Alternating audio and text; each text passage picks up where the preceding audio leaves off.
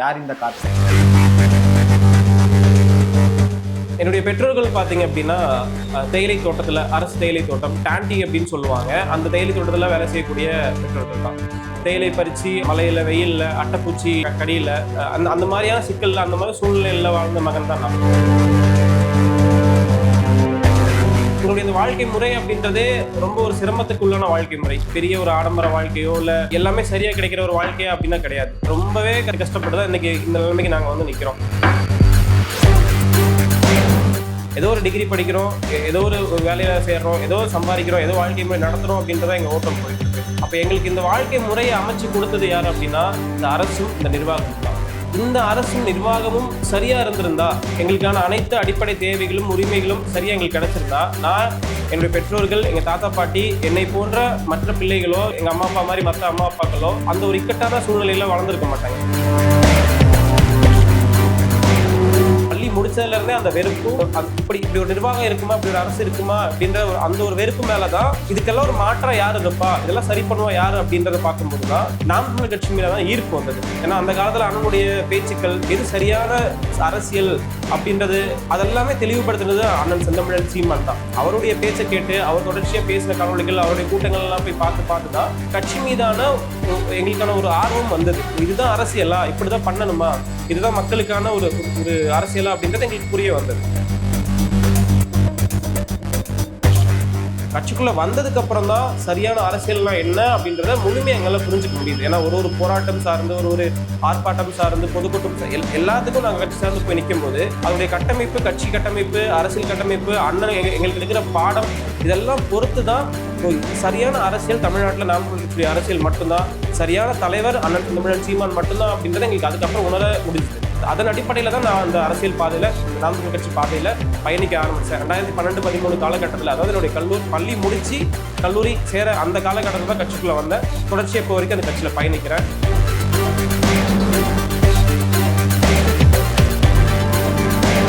தாய் தமிழ் உறவுகளுக்கு வணக்கம். இன்று நம்மோடு நேர்காணலுக்கு இணைந்திருப்பது நாம் தமிழர் கட்சியின் கூடலூர் தகவல் தொழில்நுட்ப பாசறை மாநில ஒருங்கிணைப்பாளரும் கூடலூர் சட்டமன்ற தொகுதி வேட்பாளரும் ஆகிய அண்ணன் கார்த்தி அவர்கள் இணைந்திருக்காங்க. நான் வணக்கம். வணக்கம். நல்லா இருக்கீங்க? நல்லா இருக்கேன். நான் உங்களுக்கு வாழ்த்துக்கள். நன்றி. உங்களை அண்ணன் சீமான் அவர்கள் வேட்பாளராக அறிவிச்சிருக்கிறாரு, அதுக்கு நாங்கள் வாழ்த்து தெரிவிச்சுக்கிறோம். நன்றிங்க.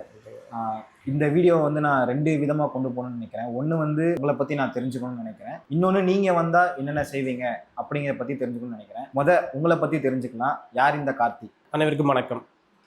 நான் யார் அப்படின்னா, கூடலூர் சட்டமன்ற தொகுதி, அந்த தொகுதியில் பிறந்து வளர்ந்து அங்கே உள்ள அந்த மக்களின் வழிகள், அந்த மக்களுடைய துன்பம் துயரங்கள்ல இருந்து பிறந்து வந்த ஒரு மகன். அந்த மக்களுக்கான சிக்கல் என்ன, அந்த மக்களுக்கான வழி என்ன அப்படின்னு எல்லாத்தையும் உணர்ந்து அந்த இடத்துல நிற்கக்கூடிய ஒரு மகன் தான். நான் இன்னைக்கு எனக்கு 31 வயசு, இளம் வேட்பாளராக அண்ணா அறிவிச்சிருக்காரு.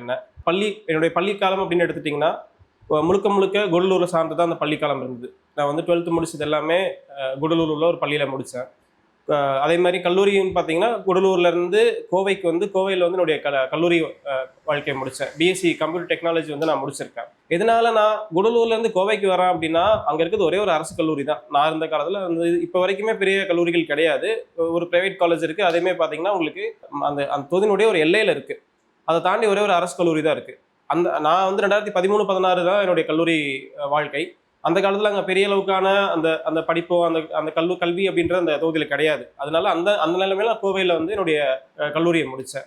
கல்லூரி முடிச்சு இன்னைக்கு நான் இப்போ சமீபமாக நான் ஒரு ப்ரைவேட் கன்சல்டன்சியில், அது ஒரு ஃப்ரீலான்ஸாக ஒரு கன்சல்டன்சியில் கன்சல்டண்ட்டாக ஒர்க் பண்ணிகிட்டு இருக்கேன். இதுதான் என்னுடைய ஒரு பயோடேட்டா அப்படின்னு சொல்லலாம். தொடர்ச்சியாக கட்சியில் இயங்கிக்கிட்டு இருக்கேன். கட்சியினுடைய மாநில தகவல் தொழில்நுட்ப பாசுடைய இணைச் செயலாளரும் செயல்பட்டு இருக்கேன். இந்த கார்த்திகை தான் அண்ணா கூடலூர் தொகுதி வேட்பாளராக அறிவிச்சிருக்காருங்க. நீங்கள் ஒரு தனியார் கம்பெனியில் வேலை பார்க்குறேன்னு சொன்னீங்களா? அது உங்களுக்கு ஒரு வாழ்க்கையை ஒரு மன நிம்மதியாக இருந்துருக்கும், எந்த ஒரு பிரச்சனையும் இல்லாமல் அமைதியாக இருந்திருக்கலாம். அதெல்லாம் விட்டுட்டு நீங்கள் அரசியலை தேர்ந்தெடுக்கிறீங்க. இல்லை, நான் கட்சிக்குள்ளே இந்த அரசியல் பாதை, இந்த கட்சி பாதை, இந்த ரெண்டுக்குள்ளே வர்றதுக்கான காரணமே என்னோட தொகுதி தாங்க. என்னுடைய பெற்றோர்கள் பார்த்தீங்க அப்படின்னா தேயிலை தோட்டத்தில், அரசு தேயிலை தோட்டம் டாண்டி அப்படின்னு சொல்லுவாங்க, அந்த தேயிலை தோட்டத்தில் வேலை செய்யக்கூடிய பெற்றோர்கள் தான்.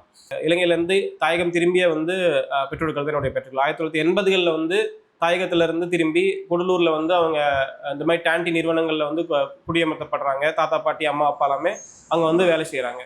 தேயிலை பறிச்சு மலையில வெயில்ல அட்டைப்பூச்சி கடியில அந்த அந்த மாதிரியான சிக்கல்ல அந்த மாதிரி சூழ்நிலையில வாழ்ந்த மகன் தான் நான். அப்ப இந்த எங்களுடைய இந்த வாழ்க்கை முறை அப்படின்றதே ரொம்ப ஒரு சிரமத்துக்குள்ளான வாழ்க்கை முறை. பெரிய ஒரு ஆடம்பர வாழ்க்கையோ இல்ல எல்லாமே சரியா கிடைக்கிற ஒரு வாழ்க்கையா அப்படின்னா கிடையாது. ரொம்பவே கஷ்டப்பட்டு கொஞ்சம் கொஞ்சமா கஷ்டப்பட்டு தான் இன்னைக்கு இந்த நிலைமைக்கு நாங்க வந்து நிக்கிறோம். நான் மட்டும் கிடையாது, கூடலூர் தொகுதியில் இருக்கக்கூடிய அத்தனை தேயிலை தோட்டங்கள்ல தொழிலாளிய வாழ்க்கை முறை நடத்தக்கூடிய அத்தனையுடைய பெற்றோர்களும் அவருடைய மகள்களும் என்ன மாதிரி எல்லாமே தான் இருப்பாங்க. ஏதோ ஒரு டிகிரி படிக்கிறோம், ஏதோ ஒரு வேலையில சேர்றோம், ஏதோ சம்பாதிக்கிறோம், ஏதோ வாழ்க்கை முறை நடத்துறோம் அப்படின்றதான் எங்க ஓட்டம் போயிட்டு இருக்கு. அப்ப எங்களுக்கு இந்த வாழ்க்கை முறையை அமைச்சு கொடுத்தது யார் அப்படின்னா, இந்த கஷ்டங்கள் எல்லாத்துக்கும் இந்த எங்களுடைய வாழ்க்கை முறைக்கான கஷ்டங்கள் சிக்கல்கள் இது எல்லாத்துக்குமான ஒரு வேர் யார் அப்படின்னா இந்த அரசும் இந்த நிர்வாகமும் தான். இந்த அரசும் நிர்வாகமும் சரியா இருந்திருந்தா, எங்களுக்கான அனைத்து அடிப்படை தேவைகளும் உரிமைகளும் சரியா எங்களுக்கு கிடைச்சிருந்தா, நான் என்னுடைய பெற்றோர்கள் எங்க தாத்தா பாட்டி என்னை போன்ற மற்ற பிள்ளைகளோ இல்ல மற்ற பெற்றோர்கள் எங்க அம்மா அப்பா மாதிரி மற்ற அம்மா அப்பாக்களோ அந்த ஒரு இக்கட்டான சூழ்நிலையில வளர்ந்துருக்க மாட்டாங்க. நீங்க சொன்னா நம்ப மாட்டீங்க, நான் 12ஆம் வகுப்பு கல்லூரி முடிக்கிற வரை ஒரு டேண்ட் எஸ்டேட்ல தான் நாங்கள் வாழ்ந்துட்டு இருக்கோம். போறதுக்கு சரியான சாலை கூட கிடையாது. நாங்க இருந்த பகுதியில் இருந்தது ஒரு மரப்பாலத்துல இருந்து பாண்டியா தேயிலை தோட்டம் அப்படின்ற ஒரு டேண்டி கோட்டஸ்குள்ள தான் நாங்கள் வாழ்ந்தோம். அங்க நாங்க ஒரு மெயின் ரோட்ல இருந்து சரியான ஒரு மெயின் ரோட்ல இருந்து எங்க வீட்டுக்கு போய் சேரணும். அந்த எஸ்டேட்குள்ள அதாவது குடியிருப்புகள்லாம் பாத்தீங்கன்னா லைன்ஸ்ன்னு சொல்லுவாங்க, நாங்க இருந்ததெல்லாம் லைன்ஸ்ன்னு சொல்லுவாங்க, தொடர் குடியிருப்புகள். 5 வீடு வந்து ஒரு ரயில்ல மொத்தமா இருக்கும். எல்லாமே டேண்டியில் வேலை செய்யக்கூடிய தாயகம் திரும்பிய மக்கள் தான். ஒரு 3-4 லைன்ஸ் அங்கங்க கட்டியிருப்பாங்க. என்னுடைய அந்த பயணம் அந்த மரப்பாலம் பகுதியிலிருந்து, அதாவது மெயின் பஜார்ல இருந்து வீட்டுக்கு சென்றடைகிறதுக்கு ஒரு 3 கிலோமீட்டர் வந்து கடந்து போகணும். அந்த 3 கிலோமீட்டரும் பாத்தீங்கன்னா சாலை கிடையாது, வெறும் கல் ரோடு தான். கல் ரோடு அப்படின்னா போகக்கூடிய சாலை அந்த வழியை வந்து கல்லு பதிச்சு கல்லு சாலையாக தான் இருக்கும். சுத்திலுமே தேயிலை தோட்டங்கள் காடுகள் தான். எந்த ஒரு மின்சார விளக்கோ எந்த ஒரு சாலையோ ஒரு தார் சாலையோ அந்த மாதிரியெல்லாம் எதுவுமே கிடையாது. நான் வந்து வாழ்ந்த அந்த இடத்த சொல்கிறேன். இப்போ நான் அந்த இடத்துல கிடையாது. நாங்கள் அங்கேருந்து வாழ்க்கை நடத்த முடியாத இக்கட்டான சூழ்நிலையில தான் வெளியில் வந்துட்டோம். ஏன்னா அங்கே இருந்த நேரம் இந்த இடத்துல உட்காந்து நான் பேசியிருக்க மாட்டேன், யானை அடிச்சு புள்ளி அடிச்சு நான் இறந்துருப்பேன், என்னோட பெற்றோர்கள் இருந்திருக்க மாட்டாங்க. வேற வழி இல்லாமல் இன்னைக்கு அந்த இடத்துல நாங்கள் காலி பண்ணி ஒரு நகரப்பகுதிக்குள்ளே வந்து நீங்கள் நகரப்பகுதிக்குள்ள ஒரு வாடகை வீட்டில் வாடகை கட்டி வாழ்ந்துட்டு இருக்கணும் நிலைமை தான் நாங்கள் நினைக்கிறோம். அப்போது அந்த மாதிரியான ஒரு சரியான சாலையோ ஒரு தெருவிளக்கு வசதியோ சொல்லப்போனால் எங்கள் வீட்டில இருந்து நாங்கள் கழிப்பறைக்கு செல்லணும் அப்படின்னா கழிப்பறைக்கு போகிறதுக்கே ஒரு 1/2 கிலோமீட்டர் நடந்து போய் ஒரு காட்டுப்பகுதியை ஒட்டிய ஒரு பகுதியில் அந்த 5 வீடுகளுக்கும் தொடர்ச்சியான கழிப்பறை கட்டி வச்சிருப்பாங்க. அது இப்படிதான் அந்த பகுதி இருந்தது, அந்த சூழ்நிலைகள் இருந்தது. எங்க வாழ்க்கை முறையே அப்படிதான் இருந்தது. நான் வந்து பள்ளி முடிக்கிற வரைக்கும் 12ஆம் வகுப்பு பள்ளி முடிக்கிற வரைக்குமே அப்படிதான் இருந்தது. அப்படி ஒரு இக்கட்டான சூழ்நிலை, ஒரு மருத்துவம், ஒரு அவசரம், நைட்டு 12 மணிக்கு வந்து யாருக்காவது உடம்பு சரியில்லை, அவங்கள வந்து ஒரு மருத்துவமனை கூட்டிட்டு போகணும்னா நாங்க இருக்க வீட்டுல இருந்து ஒரு டவுனுன்றதுன்னு சொல்ற நகரப்பகுதின்றது நான் இருக்கக்கூடிய அந்த நகரப்பகுதி மரப்பாலம் அப்படின்ற பகுதி, அந்த பகுதிக்கு கூட்டிட்டு வரணும். ஏதாவது ஒரு ஜீப்போ ஏதாவது வாகனமோ வாடகைக்கு எங்கேயாவது டவுன் பகுதியில இருந்து வர வச்சு அங்கிருந்து திருப்பி நாங்கள் அந்த வாகனத்தை எடுத்துட்டு தூக்கிட்டு தான் போகணும். ஏதாவது கட்டிலையோ சேர்லையோ உட்கார வச்சு நோயாளியை தூக்கிட்டு கொண்டு போய் அந்த வாகனத்தில் உட்கார வச்சு ஏன்னா வாகனம் வீட்டு வரைக்கும் கூட வராது, அந்த அளவுக்கு மோசமான சூழ்நிலையில் நாங்கள் வாழ்ந்திருக்கோம். அப்படி இருக்கும்போது அவங்கள திருப்பி மரப்பாலம் பகுதியிலிருந்து கூடலூர் நகரப்பகுதி தான் மருத்துவமனைகள் அந்த தொகுதிக்கான ஒரு முக்கியமான நகரம். அந்த நகரப்பகுதிக்கு போகிறதுக்கு ஒரு 5-6 கிலோமீட்டர் பயணிச்சு போகிறோம் நாங்கள். அப்போ இந்த வாழ்க்கை முறையை இந்த 12ஆம் வகுப்பு முடிக்கிற வரைக்குமே எங்கள் வாழ்க்கை முறையை வந்து ரொம்ப என்ன சொல்றது, இப்படி ஒரு வாழ்க்கை வாழ்ந்திருப்பாங்களா அப்படின்ற மாதிரி இப்போ வரைக்கும் அந்த வாழ்க்கை முறை இருக்கு. ஒரு சில பகுதிகளில் சாலை கொஞ்சம் போட்டு கொடுத்துருக்காங்க, முழுமையா இருக்கு அப்படின்னா கிடையாது. ஒரு சில பகுதிகளில் அந்த கழிப்பறைகள் எல்லாமே வீட்டு பக்கத்தில் வந்திருக்கு. அதெல்லாம் இப்போ சமீபமா 50-60 ஆண்டுகால ஆட்சியில் இந்த 5 ஆண்டுகள் காலத்துக்குள்ளதான் அந்த வசதிகள் கொஞ்சம் கொஞ்சமா கிடைச்சிருக்கு. ஆனா பெரும்பான்மையான பகுதிகள் அப்படி கிடையாது. சாலை கிடையாது, கழிப்பறை கிடையாது அந்த கேண்டி குடியிருப்பு மக்களுக்கு. அப்படிப்பட்ட சூழ்நிலையில இருந்து வந்தவன் தான் நான் இந்த இடத்துல நான் வந்து உட்காந்து பேசிக்கிட்டு இருக்கேன். ஒருவேளை நான் அதே பகுதியில் இருந்திருக்கேன், அதே பகுதியில் வாழ்ந்துட்டு இருந்தேன்னா இந்நேரம் என்ன ஒரு வனவிலங்கு தாக்கி நான் உயிரிழந்திருக்கலாம், என் அம்மா அப்பா உயிரிழந்திருக்கலாம். ஆனா நல்ல வேலை அந்த இடத்துல நாங்கள் வாழாமல் வெளியே வந்தனால இன்னைக்கு உயிரோட உங்க முன்னாடி உட்காந்து பேசிட்டு இருக்கேன். அண்ணனும் என்ன வேட்பாளர் அந்த அறிவிச்சிருக்காரு. இப்படிப்பட்ட வாழ்க்கை சூழ்நிலையில தான் என்னுடைய அந்த பள்ளி வாழ்க்கை அப்படின்றத முடிஞ்சுது. இந்த வெறுப்பு, இந்த நிர்வாகம், இதுக்கெல்லாம் காரணம் யாரு? இதெல்லாம் சரியா கொடுத்துக்க வேண்டியது யாரு? நல்ல சாலை கொடுத்திருந்தா, நல்ல ஒரு தெருவுக்கு கொடுத்திருந்தா, நல்ல ஒரு கழிப்பறை கொடுத்திருந்தா, நல்ல ஒரு வீடு கொடுத்திருந்தா, இதெல்லாம் சரியா எங்களுக்கு ஒரு அரசோ நிர்வாகமோ இவங்களாம் கொடுத்திருந்தாங்கன்னா இப்ப இருக்கக்கூடிய இந்த அரசு மேலோ இந்த கட்சிகள் மீது எங்களுக்கு எந்த ஒரு வெறுப்பு வந்திருக்காது. நாம் தமிழர் கட்சி வந்து பயணித்திருக்க வேண்டிய அவசியமும் ஏற்பட்டிருக்காது. இது எதுவுமே எங்களுக்கு சரியா கிடைக்கல, எங்க மக்களுக்கான தீர்வுகள் எதுவுமே இது வந்து கூடலூர் இருக்கக்கூடிய டேண்டி மக்களுக்கு மட்டுமா அப்படின்னா கிடையவே கிடையாது. அங்க இருக்கக்கூடிய அத்தனை தரப்பு மக்களுக்கும் எல்லா வகையிலுக்குமான சிக்கல் இருக்கு. நான் உங்களுக்கு தொகுதியை பற்றி உங்களுக்கு நான் பின்னாடி பேசுகிறேன்.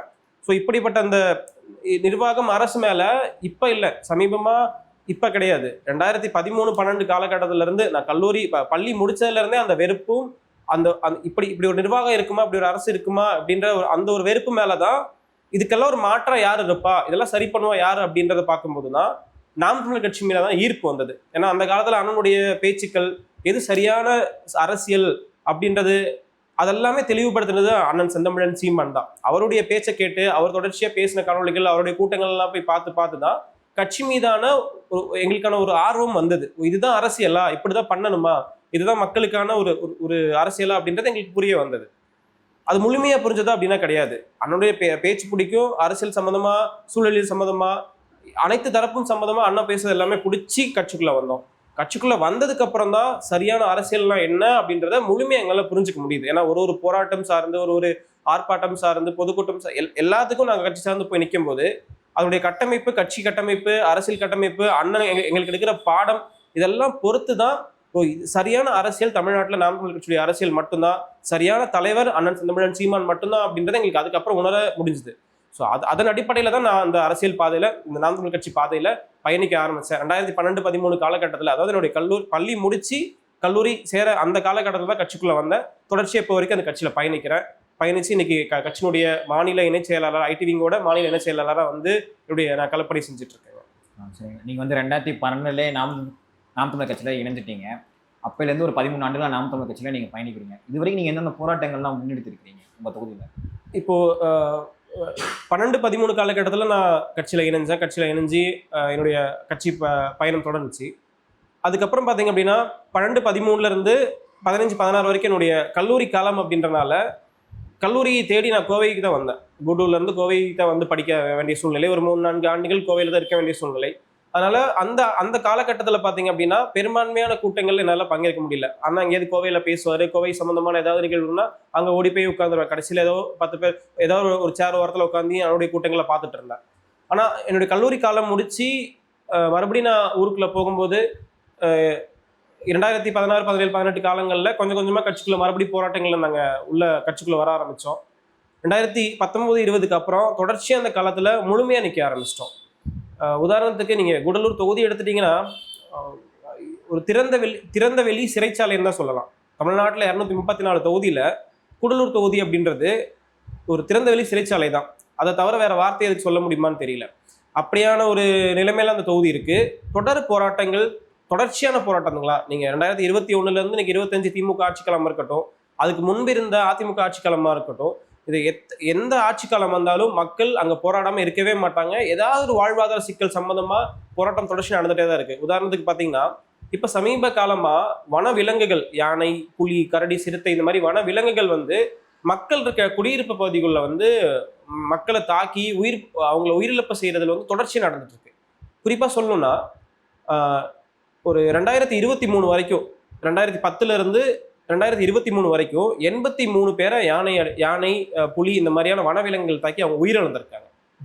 இந்த 2023 2025 இப்போ வரைக்கும் பார்த்தீங்கன்னா இந்த உயிரிழப்போட எண்ணிக்கை அப்படியே இன்னும் கூடுதலாயிருக்கு.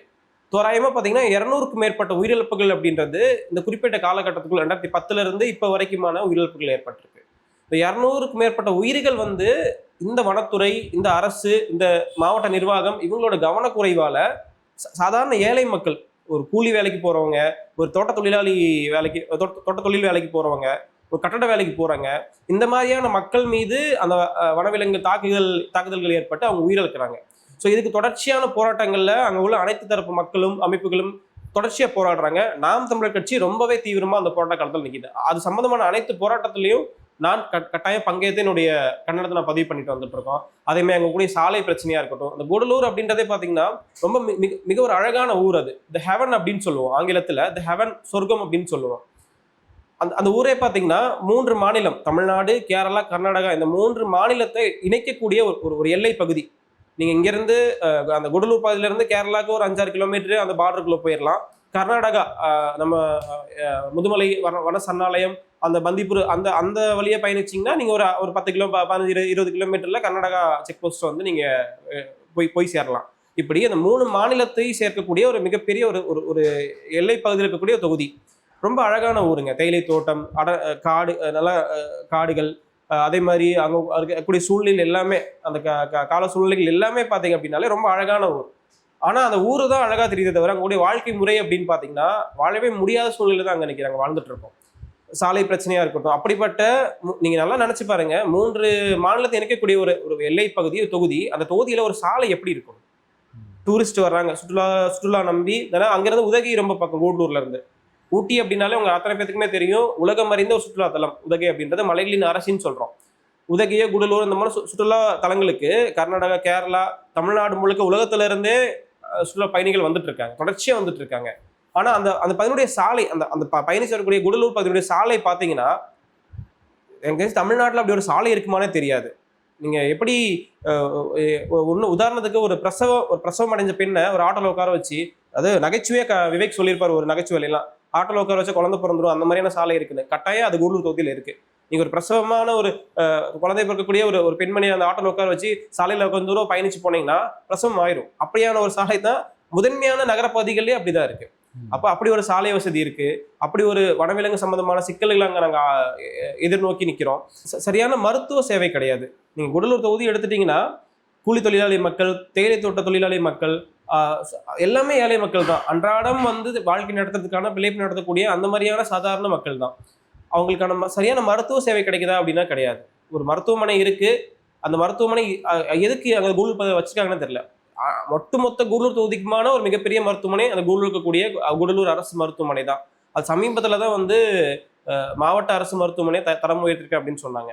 அது எதுக்கு தரம் உயர்த்தினாங்கன்னு கூட தெரியாது. ஏன்னா ஒரு மாவட்ட அரசு மருத்துவமனை தரம் உயர்த்துறாங்க அப்படின்னா அதுக்கான அடிப்படை ஒரு என்னென்ன வேணுமோ அது எதுவுமே அங்கே அந்த மருத்துவமனையில் கிடையாது. அப்படி ஒரு மருத்துவ சேவையோ, ஒரு சாலை பிரச்சனையோ, இல்லை ஒரு மக்களுக்கான அந்த வனவிலங்கு தாக்குதல்களோ, இந்த மாதிரியான தொடர்ச்சியா பல்வேறு வாழ்வாதார சிக்கல்களை கூடலூர் தொகுதி எதிர்கொண்டு வருது.